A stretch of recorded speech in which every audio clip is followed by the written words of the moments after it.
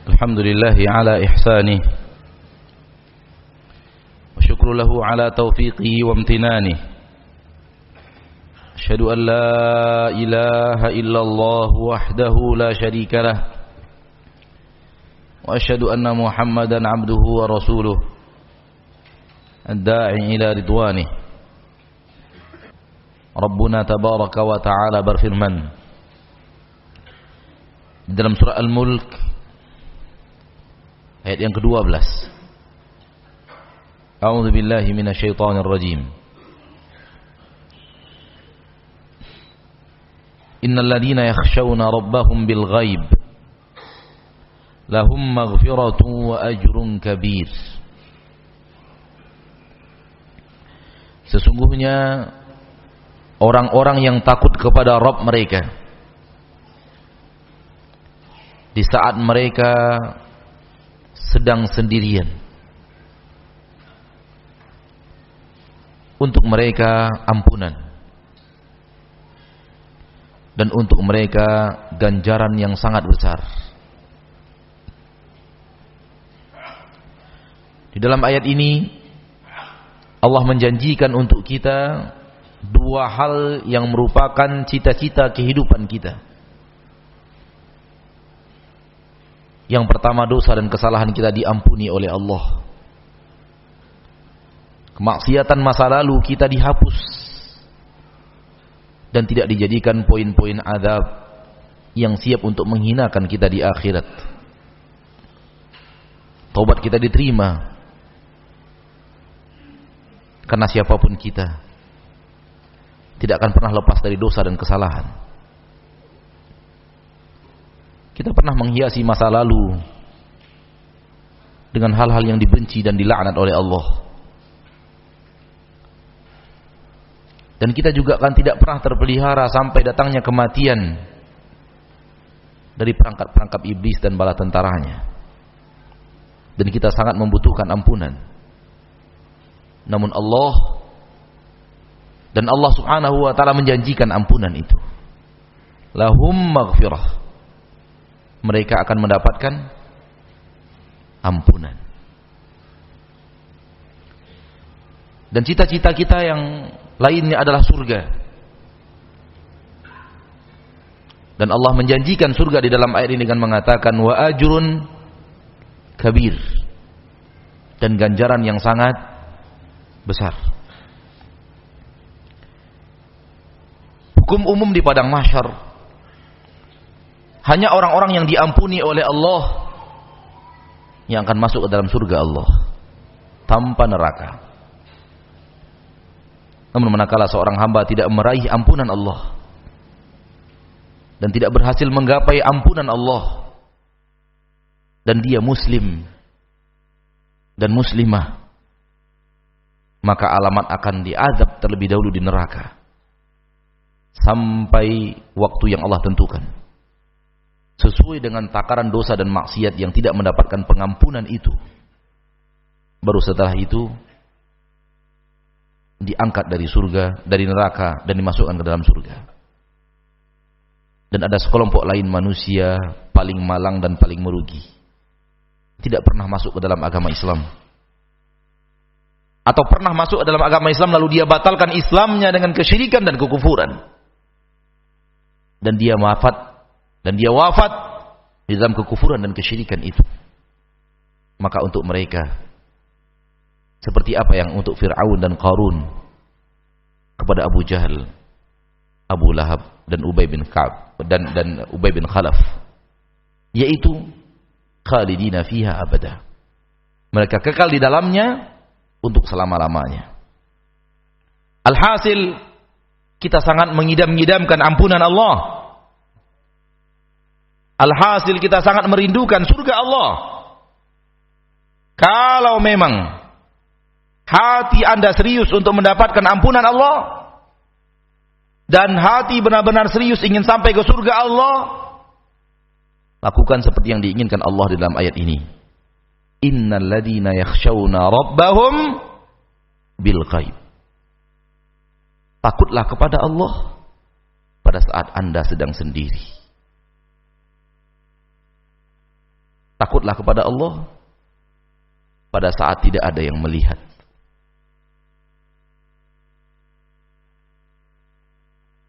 Hanya orang-orang yang memiliki sifat takwa seperti ini, hati yang suci seperti ini, yang Allah janjikan kepada mereka ampunannya, dan Allah janjikan untuk mereka surganya. Uiddat lil muttaqin. Surga itu Allah telah siapkan untuk orang-orang yang bertakwa, dan Nabi SAW mengatakan at-taqwa hahuna. Takwa itu ada di sini. Wa yushiru ila sadrihi 3 marrat.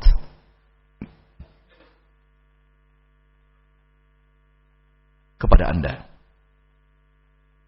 yang kalau seorang diri berselancar di dunia maya untuk melihat maksiat, berhentilah. Tidak ada gunanya Anda pertontonkan kesolehan Anda kepada saudara Anda, namun kepada Allah Anda pertontonkan keingkaran dan kebebalan Anda. Kepada Anda yang sudah rajin mengaji, membaca Al-Quran, namun masih bertransaksi dengan transaksi riba, berhentilah. Allah tahu transaksi riba Anda itu.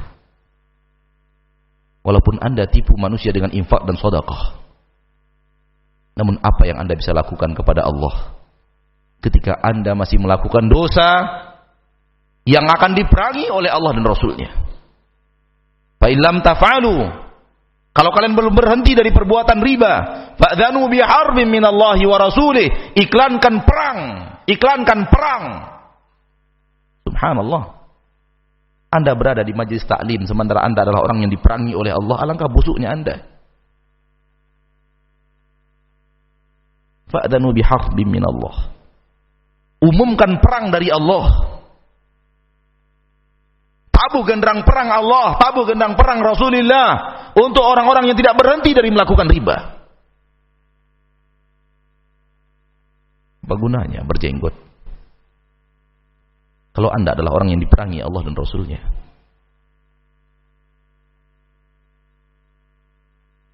Untuk Anda yang masih hobi berghibah, bernamimah, duduk di majelis membicarakan aib orang lain, baik aib itu adalah aib para penguasa, atau aib itu adalah aib selebriti, atau aib itu adalah aib para ustadz, atau aib itu adalah aib teman dan saudara, berhentilah. Tidak ada gunanya lisan itu. Dan lisan itu bukan diciptakan untuk menceritakan aib orang lain. Dia diciptakan untuk sesuatu yang lebih indah daripada itu. Beribu-ribu kali lipat membaca Al-Quran, membaca hadis-hadis Nabi SAW, beramar ma'ruf nahi mungkar, menghibur hati orang tua, menghibur hati orang fakir dan miskin, dan seterusnya dan seterusnya. Intinya, kalau di hadapan teman-teman kita masih mempertontonkan kesolehan, namun di belakang kawan-kawan kita tetap mempertontonkan maksiat kepada Allah, kita yang dituju. Dari orang-orang yang tidak mampu untuk bertakwa dan takut kepada Allah pada saat kesendirian.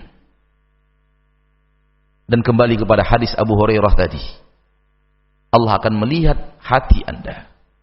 Allah akan melihat amalan Anda. Hati yang menjadi titik pertama. Di saat Anda sendiri, seperti apakah hati kita? Itulah kita yang sebenarnya. Ikhwani akhwati fiddin rahimani wa rahimakumullah. Takwa adalah gabungan antara hati yang suci dengan amal zahir. Yang mendakwakan kesucian hati tanpa amal zahir yang sesuai dengan yang diinginkan Allah adalah kedustaan. Dan orang yang bertontonkan amal zahir kepada manusia dengan hatinya yang kotor adalah kemunafikan. Dan taqwa mu'allafatun baina qalbin tahir wa amalin zahir. Takwa itu Anda gabungkan hati yang suci dengan amal zahir yang sesuai dengan syariat Islam. Itulah dia takwa. Ibnu Qayyim al-Jauziyah rahimahullah berbicara dalam kitab Madarijus Salikin. Beliau berkata, ajma'al ulama ala anna al-'abda yaqta'u manazilat sayri ila rabbih biqalbihi wa himmatihi la bi badanihi. Sepakat para ulama bahwa seorang hamba menempuh jalan-jalan menuju Rabb-Nya dengan hati dan semangatnya, bukan dengan badannya.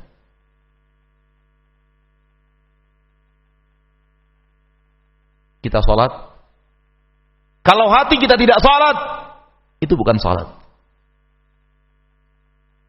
yang diinginkan Allah.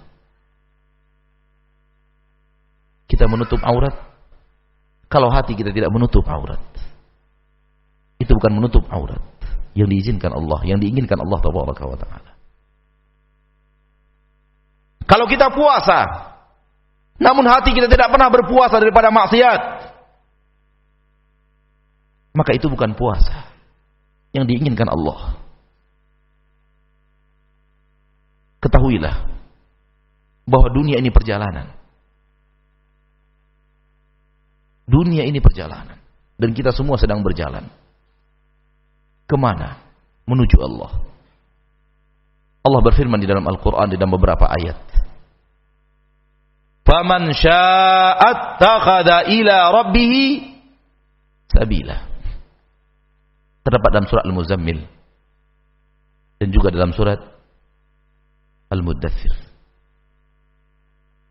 فَمَنْ شَاءَ, barang siapa yang ingin, ittakhadha, silahkan dia mengambil jalan ila rabbi, menuju Rabb-Nya. Sabila, silahkan dia ambil jalan menuju Rabb-Nya. Maka hidup ini adalah perjalanan. Perjalanan menuju siapa? Menuju Allah tabaraka wa ta'ala. Dan di mana kita bisa bertemu dengan Allah itu selain di surga? Tidak ada. Maka orang yang benar-benar ingin bertemu dengan Rabb-Nya, surga adalah harga mati. Surga baginya adalah harga mati. Faman kana yarju liqa'a rabbih, barang siapa yang ingin bertemu dengan Allah, pertemuan dengan Allah itu tujuan segala kehidupan. Alangkah naifnya seorang muslim yang di dalam hatinya tidak pernah ada keinginan untuk bertemu dengan Rabb-Nya. Alangkah naifnya seorang yang rajin majelis ta'lim, yang hatinya tidak pernah merindukan untuk bertemu dengan Allah, zat yang ia ruku dan sujud kepadanya, zat yang ia berpuasa menahan haus dan lapar karenanya, zat yang dia mengeluarkan hartanya yang sangat banyak karena zat itu. Allah yang karenanya kita jujur. Allah yang karenanya kita menunaikan amanah. Allah yang karenanya kita tolak miliaran rupiah karena kita tahu dia tidak suka itu. Tidakkah kita ingin bertemu dengannya? Ya, kita mau bertemu dengannya. Dan pertemuan dengannya itu bisa dan tidak mustahil. Akan tetapi pertemuan dengan Allah hanyalah di surga. Imam Bukhari dan Muslim meriwayatkan hadis dari Nabi kita tercinta sallallahu alaihi wasallam, "Idza dakhala ahlul jannati al-jannah wa ahlun narin nar." Apabila penduduk surga telah masuk surga dan penduduk neraka telah sampai di neraka, yang kekal di neraka telah kekal di neraka, tidak ada lagi yang akan dibangkitkan dari neraka untuk ke surga, dan yang masuk surga akan masuk surga dan telah masuk surga. Maka dipanggillah penduduk surga oleh Allah tabaraka wa ta'ala, dan Allah bertanya kepada mereka, "Ya ahlal jannah, ala azidukum?" Wahai penduduk surga, as'alullah azza wa jalla, saya memohon kepada Allah, semua kita yang hadir di masjid ini hadir di majelis itu. Amin ya rabbal alamin. ya ahlal jannah, wahai penduduk surga, ala azidukum, apakah kalian masih ingin kutambahkan sesuatu? Qalu, penduduk surga menjawab,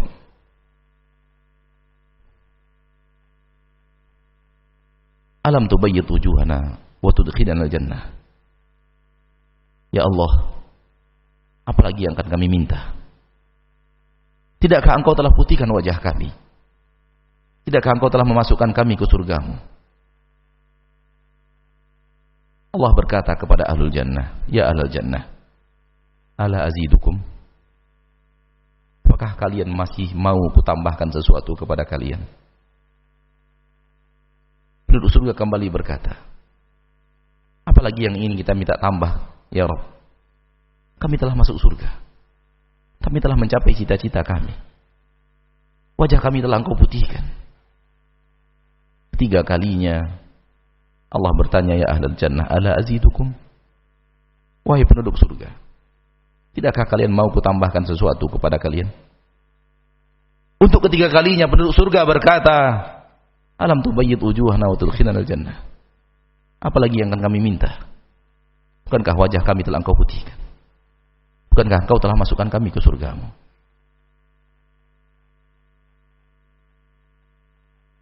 Tujuan hidup kita yang sebenarnya bertemu dengan Allah. Namun nikmat-nikmat surga membuat penduduk surga lupa tujuan utama hidupnya. Kenikmatan yang mereka rasakan di surga Allah telah membuat mereka lupa bahwa yang mereka inginkan daripada rukuk dan sujud adalah bertemu dengan Allah. Yang mereka inginkan dengan puasa dan jujur adalah bertemu dengan Allah.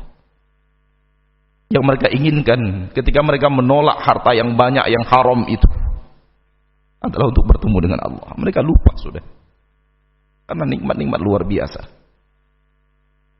yang mereka rasakan di surga Allah. Padahal tujuan hidup kita semuanya menuju perjumpaan itu. Setelah 3 kali Allah mengingatkan, ahlu surga tidak kunjung ingat. Fakasyafal hijab, Allah mengangkat hijab yang selama ini membatasi antara dia dan makhluknya. Allah angkat hijab. Fama utu syai'an aladza ilaihim minan nadhar ila rabbihim. Maka penduduk surga tidak pernah merasakan kenikmatan yang lebih hebat di surga, lebih daripada melihat kepada Rabb mereka. Allahumma inna nas'aluk ladzatan nadhari ila wajhikal karim. Allahumma inna nas'aluk ladzatan nadhari ila wajhikal karim. Allahumma inna nas'aluk ladzatan nadhar ila wajhikal karim.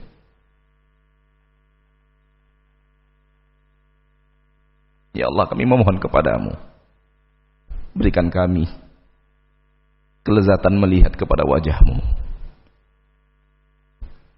Jangan halangi kami dengan dosa-dosa kami untuk bertemu denganmu, ya Rabbal Alamin.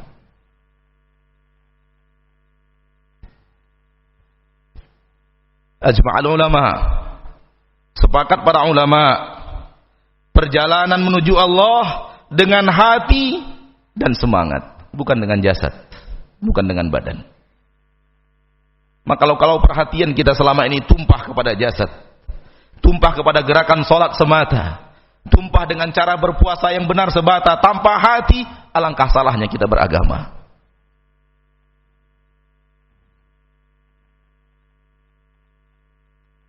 Dan tidak mengertinya kita kepada agama kita yang sesungguhnya.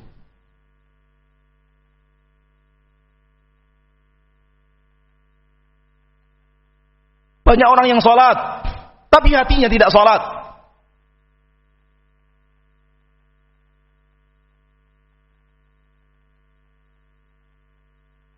Hatinya di pasar. Dengarkan orang-orang yang Allah puji di dalam Al-Quran. Dan kalau anda sudah termasuk orang-orang itu, beruntunglah anda. Dan doakan kami untuk sampai kepada derajat anda itu, supaya kami bisa mendapatkan kemuliaan seperti yang anda dapatkan. Allah berfirman di dalam Al-Quran surat An-Nur ayat 37.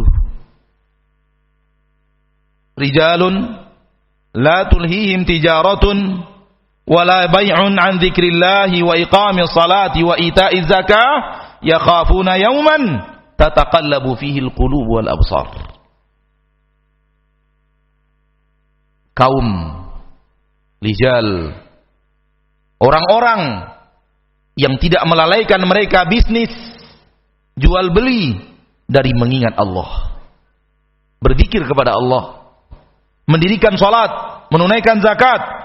Hati mereka selalu takut kepada hari di mana berbolak-baliknya pandangan dan hati. Ini orang-orang yang dipuji oleh Allah di dalam Al-Quran, yaitu orang-orang yang sedang berbisnis, namun hati mereka tidak di bisnis itu. Hati mereka jauh sekali dari bisnis itu. Mereka yang sedang bertransaksi, namun hati mereka selalu ciut kepada hari akhirat, memikirkan nasib mereka di akhirat. Orang yang sedang melaksanakan transaksi jual beli, namun lisannya senantiasa bisa bertasbih kepada Allah, tidak pernah lalai dalam salatnya, dan tidak pernah lalai menunaikan zakatnya. Ini orang-orang yang dipuji oleh Allah. Sekali lagi saya katakan, kalau ada di antara kita yang telah sampai kepada derajat ini, maka bersyukurlah kepada Allah. Anda sungguh telah mendapatkan hal yang luar biasa, dan doakan kami untuk bisa sampai kepada derajat itu.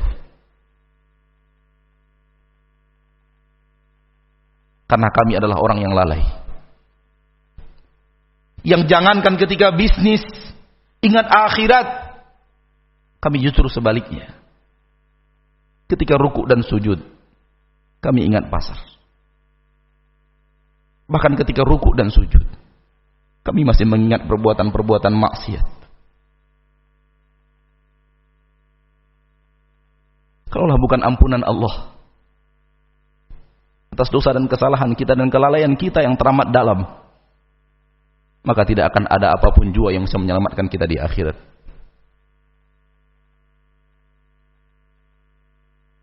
Perhatikan salat Anda, saudaraku.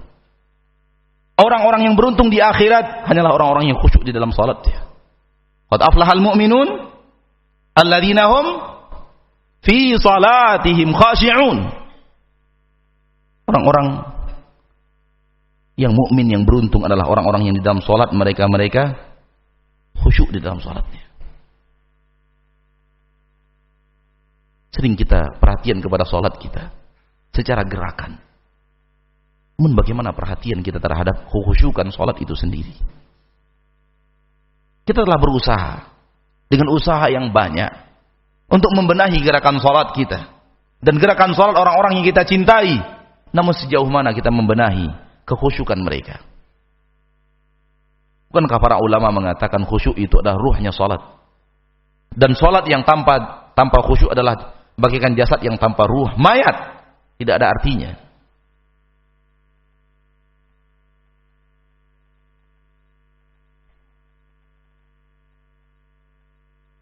Di dalam surah Al-Hujurat ayat 7, Allah kembali memuji hamba-hambanya yang punya sifat. Dan kalau antum telah sampai kepada sifat ini, bersyukurlah kepada Allah dan doakan kami untuk bisa sampai kepada derajat itu. Allah berfirman dalam surah Al-Hujurat, "Walakinna Allah habbaba ilaikumul iman wa zayyanahu fi qulubikum wa karraha ilaikumul kufra wal fusuqa wal isyan. Ulaika humur rasyidun." Akan tetapi Allah telah menanamkan kecintaan kepada hati kalian, kecintaan terhadap iman di hati. Wa zayyanahu fi qulubikum, dan Allah hiasi iman itu di dalam hati kalian sehingga kalian menikmati iman. Wa karraha ilaikumul kufra, Allah telah membuat kalian benci kepada kekufuran, wal fusuqa, kepada kefasikan, wal isyan, kepada kemaksiatan. Sudahkah benar-benar hati kita mencintai iman dan mencintai amalan-amalan iman? Atau amalan iman, amalan itu hanya amalan gerakan yang tidak disertai oleh kecintaan hati? Sudahkah kita benci kepada kekufuran sehingga kita benci kepada orang yang di dalam tubuhnya ada kekufuran itu, walaupun siapapun dia? Ayah kita, saudara kita, anak kita, di dalamnya ada kekufuran, kita benci kepada mereka. La tajidu qauman yu'minuna billahi wal yawmil akhir yuwadduna man 'adda Allah wa rasulahu walau kanu aba'ahum aw abna'ahum aw ikhwanahum aw ashiratahum ulaik kataba fi qulubihimul iman.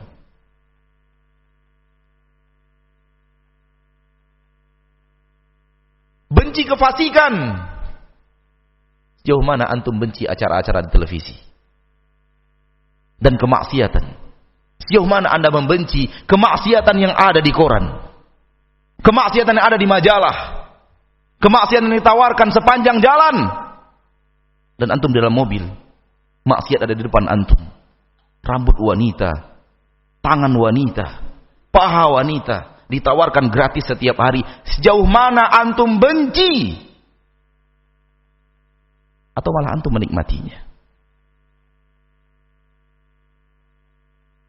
Kalau antum sudah membencinya, pasti antum tidak akan mau menikmatinya. Akan tapi kalau antum tidak benci, kemungkinan menikmati lebih dekat. Kalau sudah cinta kepada iman, dan kalau sudah benci kepada kekufuran, kefasikan, dan kemaksiatan, ini derajat mulia. Cinta dan benci itu ada di dalam dada.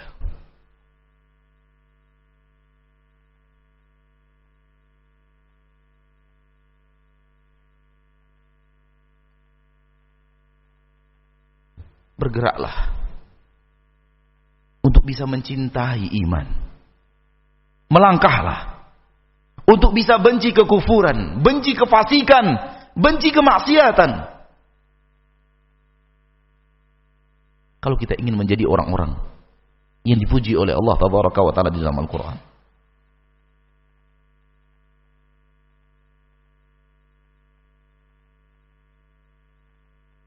Di dalam surah Az-Zumar ayat 23, Allah berfirman, Allahu nazzala ahsanal hadithi kitaban mutasyabiha mathaniya taqsha'irru minhu juludul ladina yakhshawna rabbahum thumma talinu juluduhum wa qulubuhum ila dzikrillah dzalika hudallahi yahdi bihi man yasha' wa man yudlilillahu fama lahu min had. Allah yang telah menurunkan pembicaraan terbaik, yaitu Al-Quran, sebuah kitab yang mutasyabih, huruf-hurufnya, hukum-hukumnya. Mathaniya taqsha'irru minhu juludul ladina yakhshawna rabbahum. Ada yang diulang-ulang, yaitu Al-Fatihah. Yang mana kitab itu, yang di dalamnya ada Al-Fatihah, yang diulang-ulang itu, taqsha'irru minhu juludul ladina yakhshawna rabbahum. Ketika membacanya, membaca Al-Quran itu, gemetaran, bergemetar kulit orang-orang yang takut kepada Rabb mereka. Tanyakan kepada diri kita, apa yang terjadi kepada kita pada saat kita membaca Al-Quran? Bergemetarkah kulit itu karena isakan tangis? Atau membaca Quran sama saja dengan membaca Al-Quran? Sama dalam arti kata, tidak ada yang bergerak dari kulit itu. Kalau Anda telah sampai kepada derajat ini, pujilah Allah, bersyukurlah kepadanya, dan doakan kami sampai ke derajat itu. Saudaraku, saudariku, kaum muslimin dan muslimat, Dimanapun antum berada, rahimani wa rahimakumullah. Kembali kepada apa yang ingin kita sampaikan dari awal, yang dengannya kita berikan judul pengajian kita malam hari ini. Mari benahi luar dan dalam kita, benahi zahir dan batin kita. Allah melihat kepada batin itu sebagaimana Allah melihat kepada amalan pada zahir itu. Dan jangan hanya tertipu dengan amalan zahir lalu Anda telah merasa soleh. Ini adalah perangkap syaitan yang luar biasa, di mana syaitan membisikkan kepada telinga seseorang, membisikkan kepada hati seseorang, Anda telah soleh, Anda telah soleh, Anda telah soleh. Berbahagialah, Anda telah soleh, Anda telah soleh. Dan apabila kita menerima bisikan syaitan itu, dan dilahir dalam hati kita bahwa kita telah menjadi orang saleh, maka kita telah terjebak ke dalam perangkap syaitan yang sangat dahsyat. Dan tidak jarang di antara orang-orang yang rajin salat, rajin mengaji, rajin membaca Al-Quran, merasa dirinya telah menjadi orang saleh. Saudaraku, saudariku, bagaimana mungkin Anda yakin Anda orang saleh, sementara Anda tidak pernah tahu apakah rakaat-rakaat salat Anda telah diterima oleh Allah? Jangankan rakaat, Anda tidak pernah tahu ada satu sujud Anda yang diterima oleh Allah. Mana bukti diterimanya? Mana piagam penghargaan bahwa salat Anda diterima oleh Allah tabaraka wa ta'ala? Benar Anda telah melakukan amal saleh, tapi sampai saat ini, sampai detik ini, sampai Anda meninggal dunia, Anda tidak pernah tahu diterima atau tidak. Di sisi lain, Anda berbuat dosa, Anda berbuat maksiat. Maksiat di mata, maksiat di telinga, maksiat di lisan, maksiat di kaki, maksiat di tangan, maksiat di hati, maksiat di kulit, maksiat di hidung.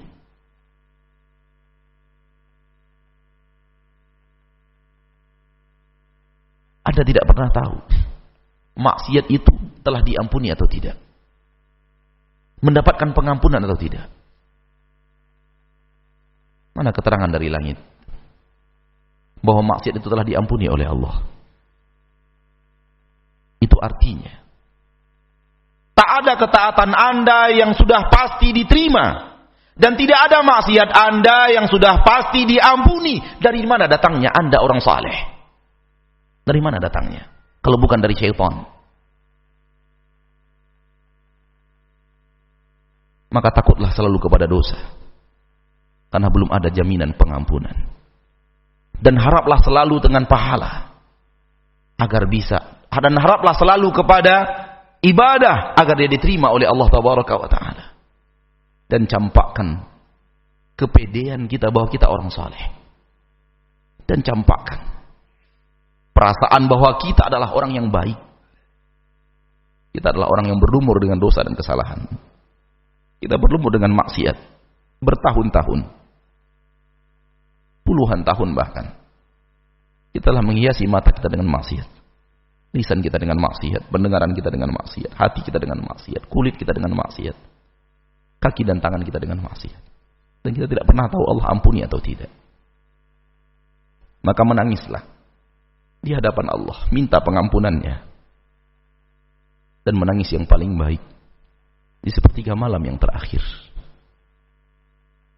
Mari kita benahi hati kita, mari kita benahi batin kita, lebih daripada kita membenahi zahir kita. Kedua-duanya kita benahi, namun fokuskan dan pusatkan perhatian kepada hati lebih daripada jasad. Semoga bermanfaat.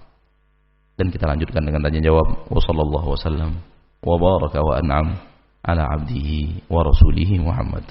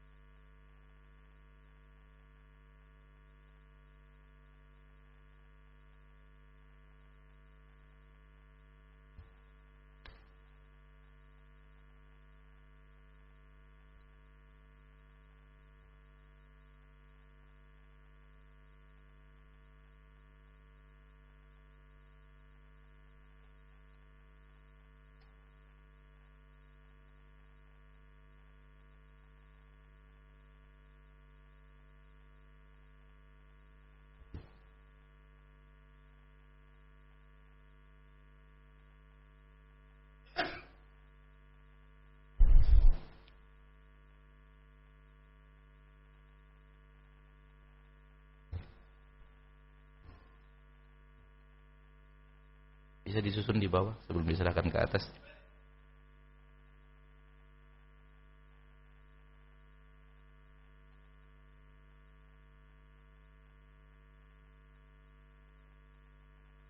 Kita mencoba untuk menjawab pertanyaan terlebih dahulu yang sesuai dengan tema kita.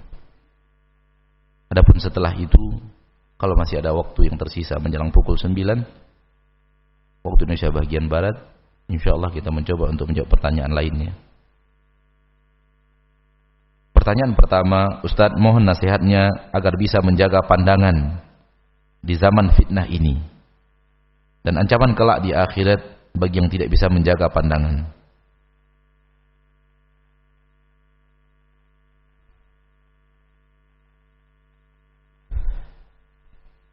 Para ulama berkata, Ifnani la yashba'an. Ada dua yang tidak pernah kenyang. Al-ainu minan nadhar. Mata tidak pernah kenyang melihat. Wal lisanu minal kalam. Dan lisan tidak pernah kenyang berbicara.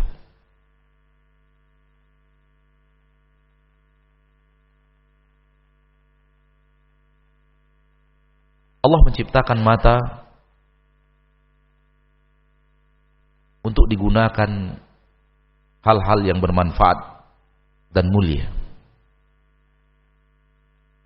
Dan Allah tidak menciptakan mata itu agar dengannya kita berbuat maksiat kepadanya, dengan cara dilayangkan pandangan itu kepada tempat-tempat yang diharamkan Allah Tabaraka wa Ta'ala untuk dilihat. Saya setuju dengan saudara kita yang bertanya, zaman ini zaman fitnah. Walaupun bukan hanya zaman ini zaman fitnah. Zaman-zaman terdahulu dan zaman yang akan datang juga zaman fitnah. Yang perlu kita ketahui adalah, ada orang yang bisa menjaga dirinya dari fitnah itu, sementara ada orang yang tidak bisa menjaga dirinya dari fitnah itu. Permasalahannya bukanlah di zamannya, namun permasalahannya ada pada hati orang itu. Di dalam biografi Buya Hamka, kalau itu sahih daripada biografi dari yang diceritakan tentang beliau, di dalam perjalanan pulang haji di atas pesawat bersama jemaah haji yang bersama beliau, ada yang berkata, Buya, di Mekah saya bertemu wanita pelacur. Kata Buya Hamka, saya di Indonesia, di Jakarta tidak pernah bertemu wanita pelacur.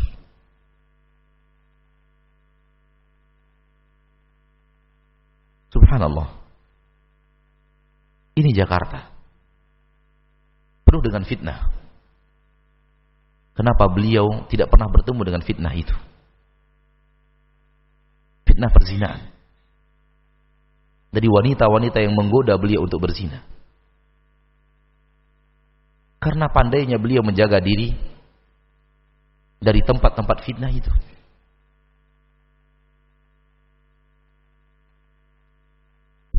Oleh karena itu, perkuat benteng iman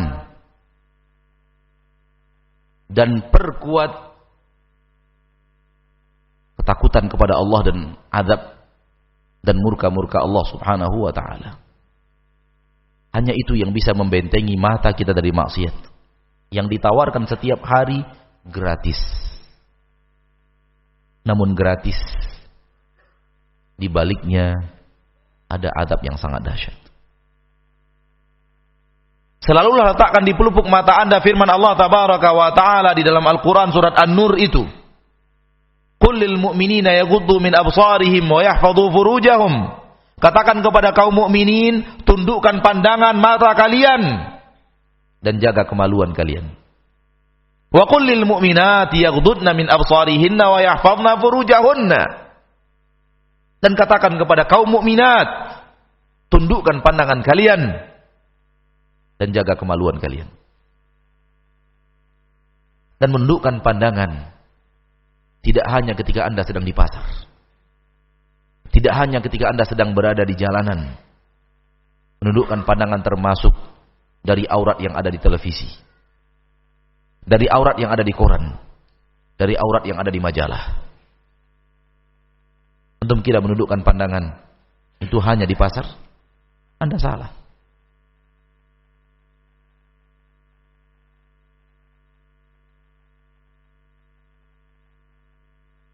Dan ketahuilah bahwa sumber dosa mayoritas berasal dari mata. Oleh karena itu orang yang tidak peduli kepada dosa, maka dia tidak peduli kepada matanya. Namun orang yang takut kepada dosa akan takut kepada mata dan dosa-dosa yang ada di mata. Lihatlah, ketika Allah melarang zina, Allah melarang titik pertama datangnya zina bernama pandangan mata.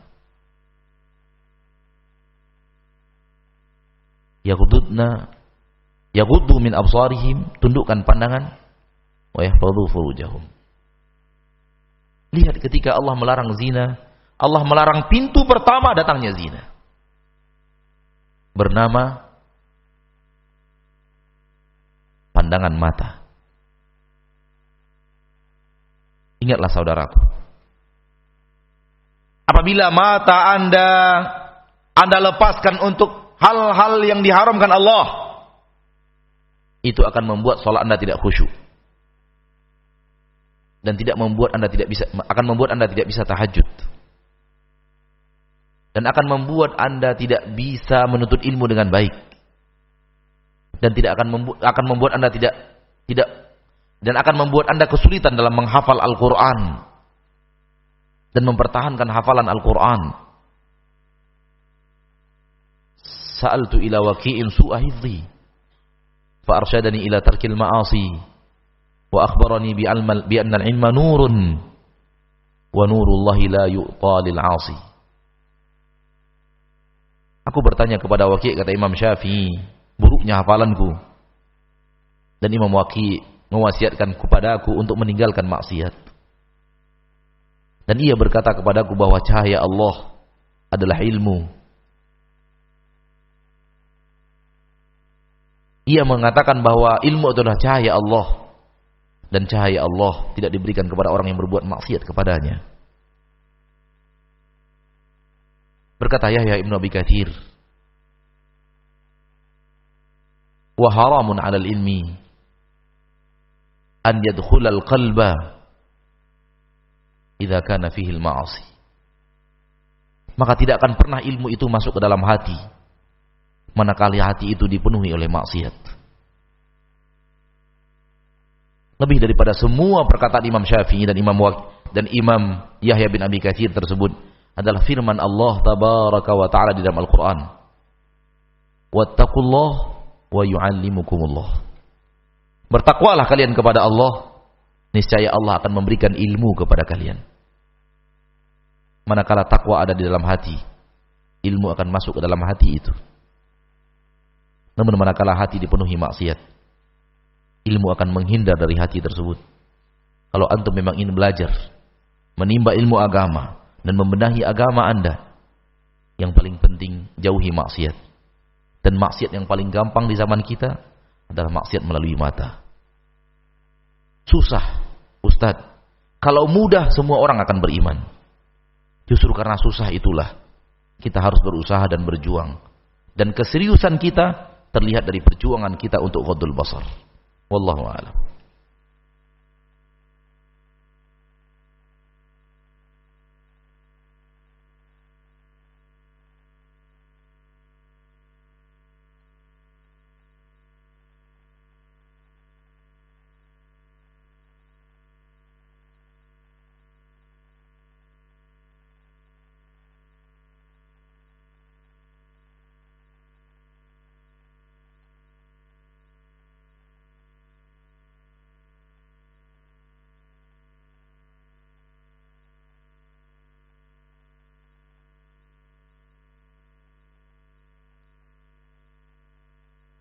Malam yang berbahagia ini adalah malam pertama kali saya duduk di majelis antum ya Ustadz. Sungguh pembahasan malam ini mengingatkan saya ketika saya merasakan nikmatnya berbahagia, beribadah saat membaca kalamullah, saat sholat, saat beraktivitas.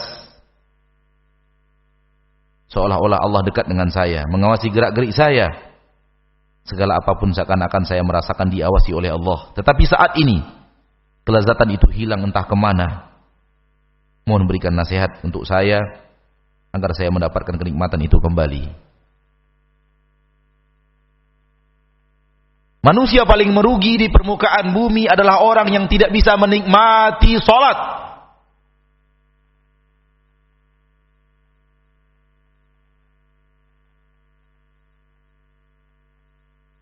Dan tidak bisa menikmati munajat kepada Allah. Nabi mengatakan, wa ju'ilat qurratu aini fis shalah. Allah jadikan kebahagiaanku ada di dalam sholat. Qad aflahal mu'minun alladzina hum fi shalatihim khashi'un. Dan sungguh telah beruntung orang-orang yang beriman. Orang-orang yang dalam salatnya mereka khusyuk.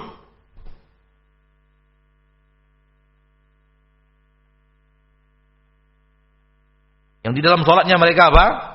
Khusyuk. Kemudian di akhir ayat Allah katakan, walladzina hum li shalatihim hafizun. Dan mereka orang-orang yang menjaga salat mereka. Baru setelah itu Allah katakan, ulaika humul warisun alladzina yarithuna al-firdausa hum fiha khalidun. Allah mulai sifat orang yang beriman dengan khusyuk di dalam salat. Allah tutup sifat orang yang beriman dengan menjaga salat. Pertanda salat itu benar-benar harus kita tumpahkan perhatian kita untuk menjaganya. Harus kita tumpahkan perhatian kita untuk mendapat kekhusyukan di dalamnya. Kenapa kita katakan merugi? Orang yang tidak bisa khusyuk di dalam salat dan tidak bisa menikmati keindahan salat. Karena Rasul kita tercinta SAW bersabda, awwalu ma yuhasabu alaihi al-'abdu yaumal qiyamati salatuh. Seorang hamba di akhirat yang pertama kali dihisab dari amalannya adalah salat. Apabila salatnya baik, baik seluruh amalannya. Namun apabila salatnya rusak, rusak seluruh amalannya. Maka orang yang salatnya rusak dan dia tidak bisa menikmati indahnya salat. Karena hatinya lari ke sana dan kemari. Badannya sujud, namun hatinya lari. Badannya ruku, namun hatinya nggak mau ruku.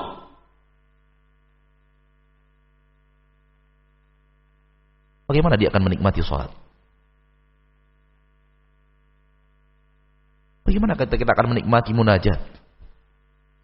Kalau itu hanya sesuatu yang dilafazkan oleh lisan, hati kita tidak ada dalam lafaz-lafaz itu. Bahkan kita tidak mengerti apa yang kita lafazkan. Banyak orang salat tidak mengerti apa yang dia ucapkan di dalam salat. Bagaimana dia akan menikmati salat? Sementara orang-orang terdahulu hidup mereka dipenuhi dengan tangis di dalam salat mereka. Nabi Muhammad sallallahu alaihi wasallam ketika sakit memerintahkan Aisyah radhiyallahu taala anha wa ardhaha untuk memerintahkan Abu Bakar salat mengimami kaum muslimin. Aisyah radhiyallahu anha berkata, "Ya Rasulullah, inna Abu Bakrin rajulun raqiq. Idza qara'a al-Qur'ana la yakadu yasma'u an-nasu sautahu minal buka." Wahai Rasulullah, Abu Bakar itu orang yang sangat lembut. Kalau dia membaca Al-Quran, manusia tidak akan bisa mendengar suaranya dengan baik karena tangisnya. Ini Abu Bakar. Kalau memang kita mencintai Abu Bakar, ini sifat beliau. Umar dikatakan bahwasanya isakan tangis Umar terdengar sampai saf paling belakang. Ini Umar radhiyallahu anhu wa ardhah.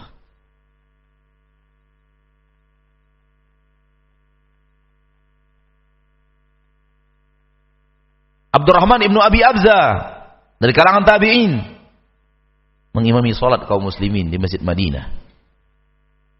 Dan beliau membaca surat Al-Muddathir sampai kepada ayat fa idza nuqira fin naqur fadzalika yauma idzi yaumun asir 'alal kafirina ghairu yasir. Apabila ditiup sangkakala, maka hari itu adalah hari yang teramat berat, apalagi orang kafir.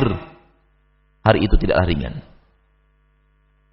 Sampai kepada ayat ini beliau tidak bisa menahan air matanya. Terisak-isak menangis.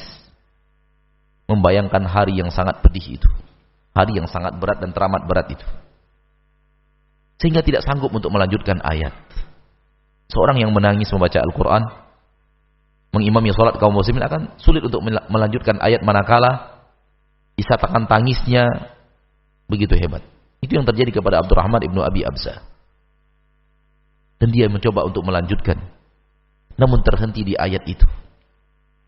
Mencoba untuk melanjutkan, terhenti di isakan tangisnya di ayat itu. Sampai akhirnya beliau jatuh pingsan. Pingsan karena saking takutnya kepada Allah. Karena imam berhalangan untuk sholat karena pingsan, makmum yang ada di belakang maju dan melanjutkan estafet sholat.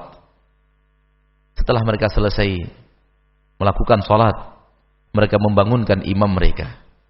Dan ternyata imam mereka telah kembali menghadap Allah. Alangkah nikmatnya meninggal ketika sholat dan ketika menangis di dalam sholat.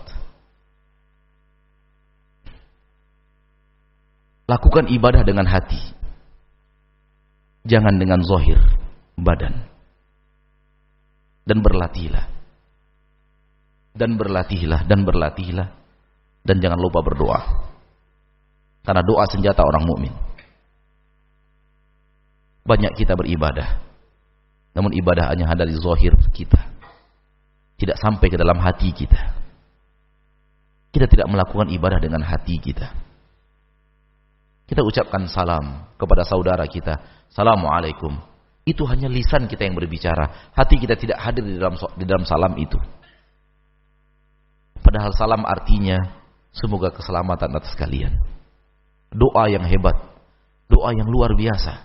Seandainya Allah kabulkan, selamat saudara kita di dunia, selamat saudara kita di akhirat. Dan andai balasan mereka kepada kita diterima oleh Allah, selamat kita di dunia, selamat kita di akhirat. Assalamualaikum.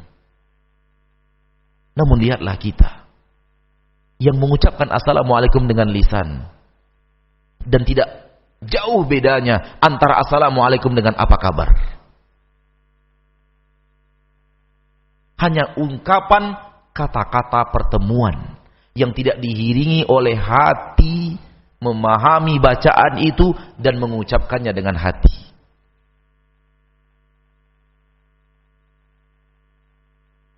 Maka hadirkan hati di dalam beribadah, di dalam membaca Al-Quran, di dalam sujud, di dalam doa, di dalam zikir, di dalam hal-hal yang lainnya. Ada 3 tempat kata para ulama harus hadir hati kita di situ. Pertama ketika sholat, kedua ketika membaca Al-Quran, ketiga ketika kita sedang berada di majlis-majlis zikir yang mengingatkan kita kepada Allah. Dan mereka kemudian berkata, seandainya dalam 3 ini Anda tidak memiliki hati, ketahuilah Anda memang tidak punya hati. Ini nasihat yang pertama. Adapun nasihat yang kedua, teropong diri Anda. Apa maksiat yang Anda lakukan kepada Allah? Apa keingkaran Anda kepada Allah yang Anda pertahankan sampai sekarang? Apa kesombongan Anda kepada Allah yang Anda tidak mau taubat darinya? Karena Anda merasa nikmat di atas maksiat itu. Kalau ada, putuskan tali hubungan Anda dengan maksiat. Kalau Anda tidak tahu, tanya kepada yang tahu. Karena boleh jadi menurut Anda itu tidak maksiat, namun di sisi Allah itu maksiat yang luar biasa. Kata Anas bin Malik radhiyallahu taala anhu, sesungguhnya kalian sekarang ini kepada tabi'in, bukan kepada kita, kepada tabi'in. Generasi umat Islam lapis dua setelah para sahabat. Orang yang bertemu dengan sahabat tidak bertemu dengan siapa? Dengan Rasul sallallahu alaihi wasallam. Kalian sekarang ini mengamalkan amalan yang menurut kalian dosanya lebih halus daripada rambut. Namun apa yang kalian amalkan itu bagi kami di zaman Rasul hidup bagaikan sesuatu dosa yang membinasakan. Itu perkataan Anas bin Malik kepada tabi'in. Bagaimana kalau Anas bin Malik radhiyallahu anhu bertemu dengan kita? Apa yang akan beliau ucapkan kepada umat Nabi Muhammad yang mereka adalah kita? Maka kalau antum tidak tahu ada maksiat apa di tubuh antum, di keluarga antum, di pekerjaan antum, tanya kepada ustaz. Beberkan apa yang antum lakukan untuk dilihat mana yang maksiat yang harus antum putuskan hubungan dengan maksiat itu. Dan kalau antum lakukan ini, saya yakin dan percaya, keindahan beribadah, rasa dekat dengan Allah yang antum merasakan pertama, kembali. Dan kalau antum bisa kembali, doakan kami bisa melangkah ke arah itu.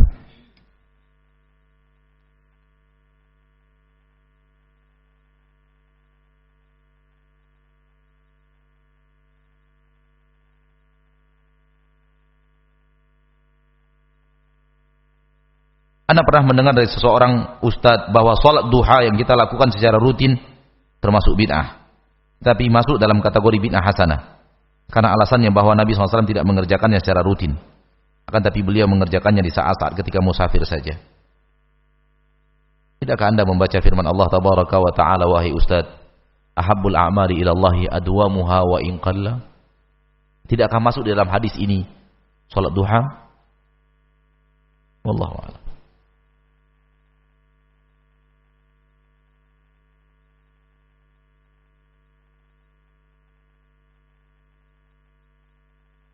Apakah baik apabila ilmu yang telah kita dapatkan baik melalui buku maupun lewat kajian kita sebarkan melalui media maya seperti internet?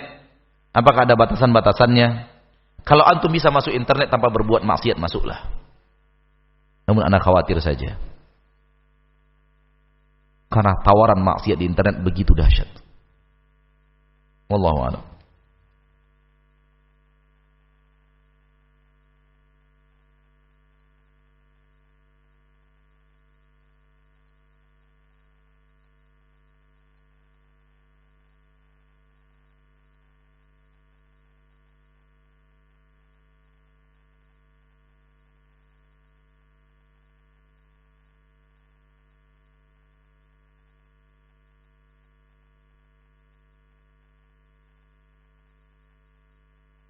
Apakah dosa kita yang telah diampuni akan terhapus dari catatan amal ataukah akan diperlihatkan kelak di hari kiamat? Allah berfirman di dalam Al-Quran, فَمَنْ يَعْمَلْ مِثْقَالَ ذَرَّةٍ خَيْرًا يَرَهُ وَمَنْ يَعْمَلْ مِثْقَالَ ذَرَّةٍ شَرًّا يَرَهُ. Barang siapa yang mengamalkan amalan sebesar biji zarrah daripada kebaikan, dia akan melihatnya. Dan barang siapa yang mengamalkan amal keburukan sebesar biji zarrah, dia akan melihatnya. Lalu dari mana kata dihapuskan? Dari mana kata dihapuskan? Allah berfirman, alimat nafsum ma ahdarat.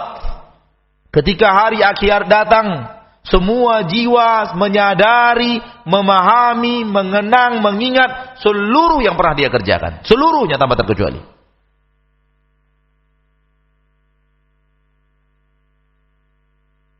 Di dalam surah Al-Kahfi Allah berfirman,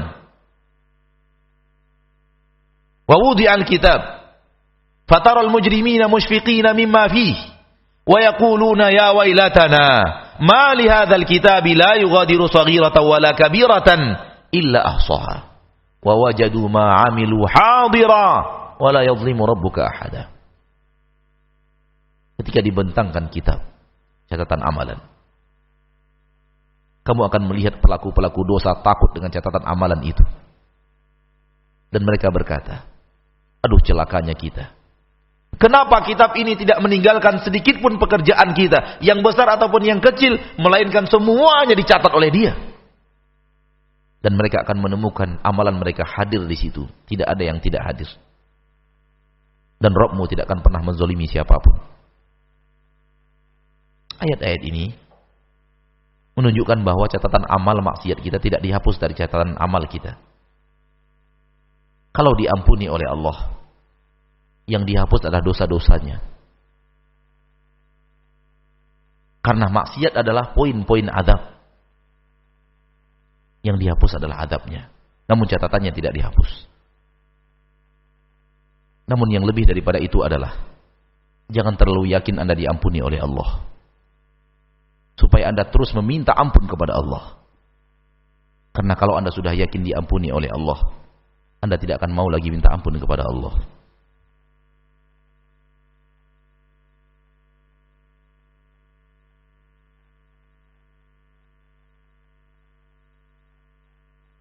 Di saat bermajlis mendengarkan ilmu, hati kami seakan khusyuk dan takut dan mengingat Allah. Akan tetapi ketika kembali kepada keluarga kami, istri-istri dan teman-teman kami, seakan-akan yang didapatkan di majlis tidak melekat. Tidak melekat lagi di hati. Mohon nasihat agar tetap istiqamah dari ilmu yang didapat. Begitulah iman. Di saat diingatkan ke akhirat, dia melayang ke akhirat. Di saat diingatkan surga dan neraka, dia melayang ke surga dan neraka. Dan di saat sedang berdagang, kerap kali yang dirasakan di majelis tadi hilang. Oleh karena itu, rajin-rajinlah bermajelis taklim. Dan fokuskan diri untuk hadir terus di majelis taklim. Dan mendengarkan nasihat-nasihat. Allah telah memudahkan untuk kita di zaman kita sekarang ini sarana untuk kita bisa mendengarkan nasihat walau di tempat kita bekerja, walau di tempat kita berdagang dan tempat kita berusaha. Kenapa kita tidak manfaatkan? Kenapa kita habiskan waktu kita untuk duduk bercengkrama dengan teman-teman dan sahabat? Kenapa kita tidak menyendiri? Kalau seandainya tidak diperlukan untuk duduk bersama kawan-kawan, menyendiri, mendengarkan kajian, membaca Al-Quran, berzikir. Berkata Imam Muhammad bin Ajlan, seorang ahli hadis di kalangan tabi'in, kalamu salafi arba'atun. Perkataan kaum salaf yang terdahulu, yaitu para sahabat, 4 kategori. Imma an yaqra al-Quran. Kita temukan mereka sedang membaca Al-Quran. Au yadhkurullah. Atau kita temukan mereka sedang berzikir kepada Allah. Au yus'alu an ilmin fayukhbiru bih. Atau dia ditanya tentang sebuah ilmu lalu Anda melihatnya sedang berbicara ilmu, menerangkan ilmu. Au yatakallamu fi ma ya'nihi min amri dunya. Atau mereka berbicara sesuatu yang mereka pentingkan, yang mereka butuhkan dari pekerjaan-pekerjaan dunia mereka. Ini perkataan para sahabat. 4 kategori kata Muhammad bin Ajlan. Kalau tidak baca Quran, kalau tidak sedang berzikir, kalau tidak sedang berbicara ilmu, tanya jawab ilmiah, kalau tidak sedang berbicara dunia, namun dunia yang mereka butuhkan, maka tinggalkan dunia yang tidak kita butuhkan, apalagi maksiat. Menyendirilah. Dan kalau memang ketika ada di tempat-tempat itu Anda merasa hati sudah mulai jauh, maka yang lebih baik tinggalkan tempat itu. Tinggalkan tempat bercengkrama itu. Kalau Anda merasa ketika duduk di toko ini telah membuat Anda lalai dari Allah, segera ambil Al-Quran. Baca Al-Quran di toko itu.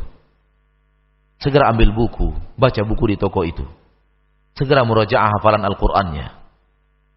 Supaya kita tidak ditarik oleh dunia ke dalam pesona-pesonanya dan kita lupa akhirat. Wallahu a'lam.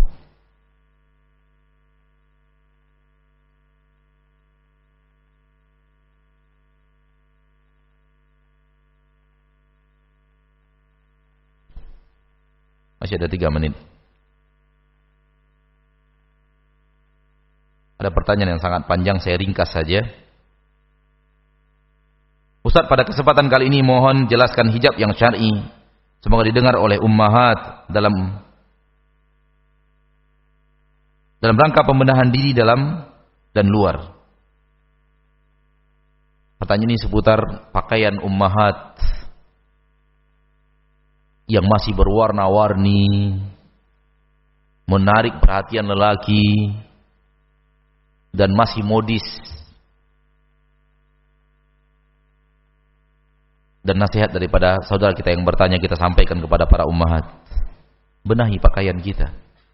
Itu pakaian luar yang menunjukkan apa yang ada di dalam hati kita. Dan pakaian terbaik untuk wanita adalah yang gelap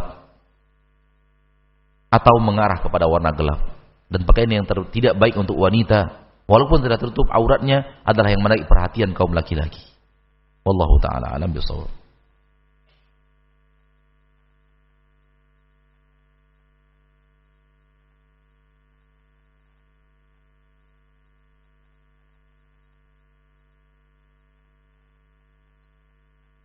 Untuk meraih kekhusyukan di dalam salat, ada sebagian orang yang sebelum melaksanakan salat membaca surat-surat tertentu. Apakah ini ada sunnahnya? Silakan kembali kepada cara Nabi melakukan salat. Apakah kita menemukan Nabi kita tercinta sallallahu alaihi wasallam membaca surat-surat tertentu sebelum takbiratul ihram? Jawabannya tidak ada. Nabi kita Muhammad SAW tidak pernah membaca surat-surat tertentu sebelum beliau melaksanakan takbiratul ihram. Maka aksi ini tidak sesuai dengan yang diajarkan Nabi kita tercinta SAW. Nabi kita tidak membacanya. Kalau Nabi kita tidak membaca, kita sebagai umat baca atau tidak? Tidak. Dalam rangka mengikuti Nabi Muhammad sallallahu alaihi wasallam, kita pun tidak baca. Kenapa kita tidak baca? Jawabannya jelas. Karena Nabi tidak baca. Bukankah kita disuruh mengikuti Nabi sallallahu alaihi wasallam? Jawabannya iya. Ketika Nabi tidak baca, kalau kita baca, berarti kita tidak ikut Nabi kita. Itu artinya Nabi berhenti, kita lanjut berjalan. Padahal suri tauladan kita berhenti. Maka kalau suri tauladan kita berhenti, kita harusnya apa? Berhenti. Maka jawabannya adalah jangan baca. Karena apa? Karena Nabi tidak baca. Mudah-mudahan Allah tabaraka wa ta'ala memudahkan kita untuk membenahi amalan kita, membenahi hati kita. Dan ingat kembali saudaraku kaum muslimin dan muslimat, saudariku, bahwa perhatian kita kepada batin kita harusnya lebih hebat dari perhatian kita kepada zahir kita. Dan dengan hati itu kita bisa beragama dengan baik. Wassallallahu wasallam wa baraka wa an'am ala abdihi wa rasulihi Muhammad. Subhanakallahumma wa bihamdik, asyhadu an la ilaha illa anta, astaghfiruka wa atubu ilaik. Walhamdulillahi rabbil alamin. Assalamualaikum warahmatullahi wabarakatuh.